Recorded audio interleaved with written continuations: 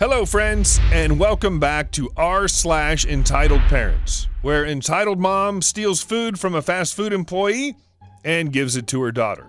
Background info. I'm a type 1 diabetic and have had diabetes since I was 11. And no, I did not get diabetes because I was fat. It is genetically inherited. I have a machine that basically supplies me with medication every second of every day to keep my blood sugar stable. When I eat food, I have to type in the amount of carbohydrates in the meal into the machine, and I will be given a dosage of my medication via this. The device is centered around my stomach and is hidden by my shirt until I have to manually type in the carbs to the device. The device is called an insulin pump. If my explanation on what it is not clear enough, you can search insulin pump on Google and read or look at images there. I need this device, no two ways about it. Now, on to the story. Cast. Me. EM, entitled mom. EK, teenage crotch goblin. NW, nice worker. PO, police officer. So, I'm out at a restaurant when my food order arrives. I have to type in the carbs on my insulin pump when EM and EK get into the story. I see EK staring at me from another table when he says something to EM which I can't make out. The EM comes up to me and says, "My son likes your phone. Give it to him and you can probably buy a new one later." I then reply, "This is a medical device. I am type 1 diabetic. I need it to survive." EM replies, "No, you're not. You're not fat enough."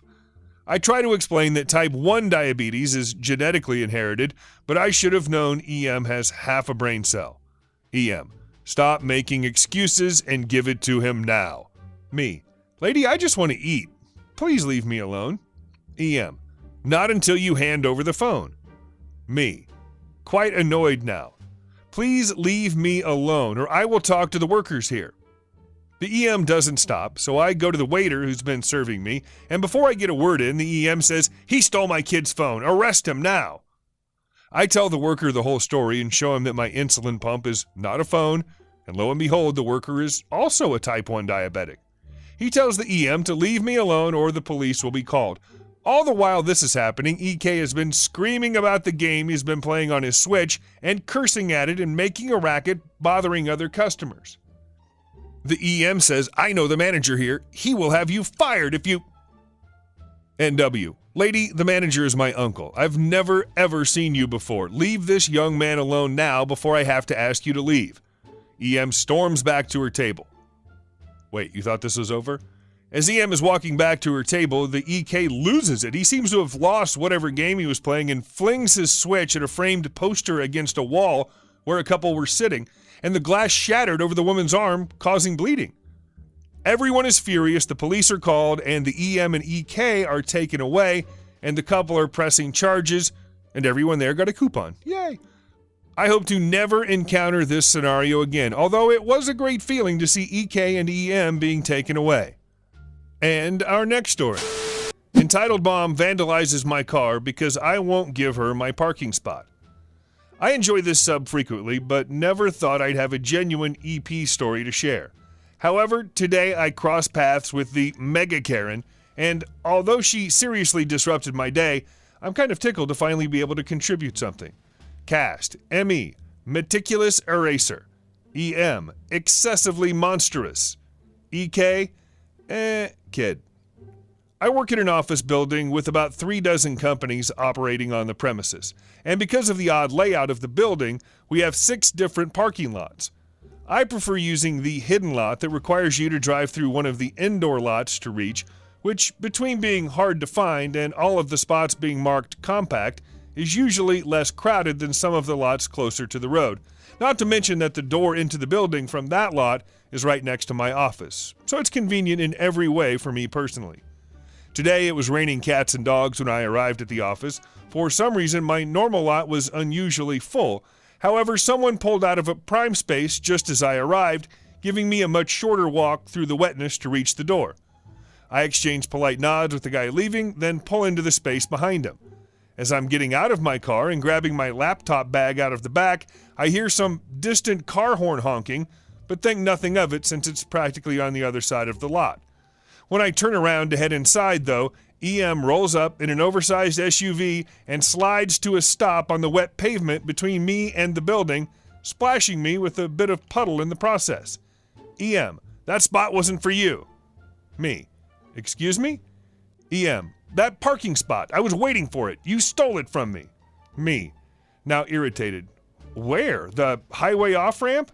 EM, no, I've been looking for a parking spot for 20 minutes and when one comes open, it's for the first person waiting. At this point, I look up and take stock of the whole row of empty spaces she had ignored to come over and harass me about taking her space, and consider the fact that the claim she's making that whoever was waiting first gets the first available space is not now, nor has it ever been, a real point of etiquette. Me, gesturing. There are plenty over there that were open before I even got here. Take your pick. EM, no, I need that spot. You need to move now. Me, why on earth do you have to have this spot? EM, gesturing to the back seat, so my baby doesn't get wet walking from all the way over there. I look in the back seat, and the kid looking back at me was easily 10 to 12 years old. Also, over there, couldn't have been more than 50 feet further to walk in the rain. EK, sup? Me, that's not a baby, he'll be fine. And anyway, your car wouldn't fit in the compact spot. I move and point so she can read the 6-inch tall letters marking the spot as smaller than average. But if you go around that side of the building, there's another lot that isn't compact spaces. EM, whatever, are you gonna move or not? Your fat butt needs the extra exercise anyway. Me, already cranky because I hadn't eaten yet, now pissed that this orangutan in lipstick is talking to me this way. Well, I'm definitely not moving for such a colossal B. Have fun walking in the rain, I hope you get struck by lightning. I quickly walked away while this charming example of humanity hurled abuse at me. Now admittedly, about 15 minutes later, once I was settled in at my desk, I started feeling really badly that I'd told this woman I hoped she'd get struck by lightning, even if there was no lightning going on in that rainstorm. I continued to feel bad for all of about 5 minutes when the sound of a car alarm caused me to go to the window and look out. This woman had parked somewhere, gotten out of the car, and was now keying the hell out of my driver's side door while EK recorded it on his phone. I took a quick picture of them in the act on my own phone and immediately called building security to tell them what was going on. So guess who got arrested for destruction of property and assault? All right, she also spit on and scratched the security guard who went to confront her, so assault. And everything that went down from beginning to end was practically right under a security camera. So it got a good look at her kid, and her car, including license plate, so no way she was getting away with it. And since the slur she etched into my car door is homophobic, she may also get charged under hate crime laws. So that's fun. If I end up going to court, having to testify ever to deal with this woman again, I will totally post an update. She should have saw this coming. And we're moving on to the next story. Well, it's time for the second story. No, I won't move from my reserved seat. Your child is 23 and doesn't need to sit with you. So this isn't going to go down in entitled parents folklore, but it happened to me yesterday and I just needed to share it somewhere. This is a standard EM, EK, and me tale. I was traveling on a train yesterday afternoon back from seeing some friends. I was basically traveling the entire length of the route with a journey around 9 hours, going over 450 miles north, so a long time. I had a reserved seat for the whole journey, with the seat next to me switching from being reserved for some of the journey for an hour or two, then being vacant. At around hour 6 of my journey, the train was becoming very busy with families going home from day trips out.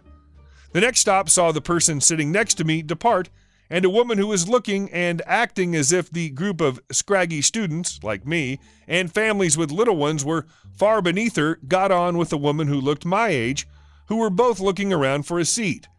The older woman, hereafter EM, saw the space next to me and made a beeline for it, with the other woman, EK, in tow. This is the conversation that followed. EM, hi, I think you're in my daughter's seat. Me, oh really, I'm pretty sure this is the seat I reserved. Doesn't it say so on the display? The train I was on had an automatic display saying whether or not the seat was reserved. My seat said it was reserved from my departure station to my arrival, while the seat next to me said it next became reserved at a station about an hour away. EM, no, the screen's gone off. These are the seats for me and EK. Now move. At this, I got out of my seat to look at the screen, which still said it was reserved, and quickly sat back down. Me. Nope, still says it's my seat. The seat next to me seems to be free for a while if one of you wants to sit down. EK. Why can't you just move? We're probably traveling further than you anyway. Me. Sorry, but I'm really not going to move. EM, raising her voice to attract the attention of others. I can't believe you won't have the dignity to let me sit next to my child. She can't just go and sit on her own. Me, to EK. How old are you? EK, 23, so probably older than you. You really should do what I say. I'm 21 and look at me. Seriously? I won't move from my reserved seat. Your child is 23 and doesn't need to sit with you. I was feeling petty and so rose my voice to mimic EM when saying this. EM, that's it.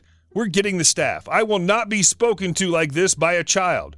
With that, they both left the carriage, and I didn't hear anything from any member of staff or anyone else, although a lovely little old lady who was sitting across from me said that she would probably have sworn like a sailor at EM and EK if they'd spoken to her like that when they'd gone out of earshot. The icing on the cake was when the train stopped around half an hour later, so 2 stops after EM and EK got on. It took everything not to give them a little wave as they skulked past. It seems we have come to the end of stories. So thank you very much for listening. I hope you enjoyed it. And if you did, please be sure to comment, like, and subscribe. I really appreciate it, and see you soon.